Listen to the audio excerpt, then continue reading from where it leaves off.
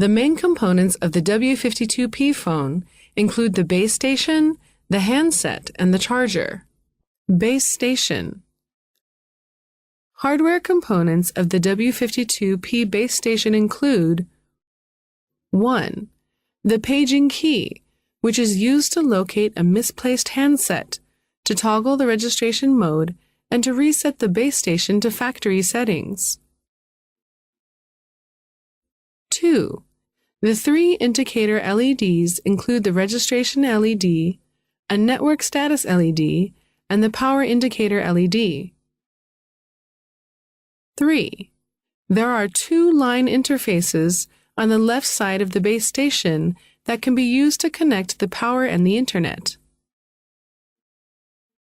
The handset is used to converse with other parties.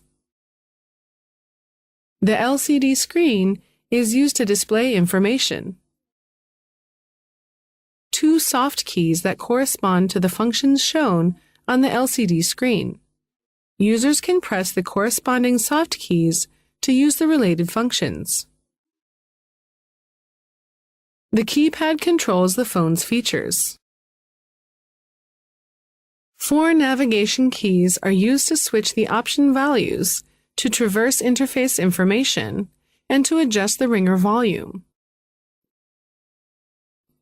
The OK key is used to confirm actions, to enter the main menu, and to answer calls. There are 6 function keys. The speakerphone key is used to toggle the hands-free speakerphone mode and to answer calls.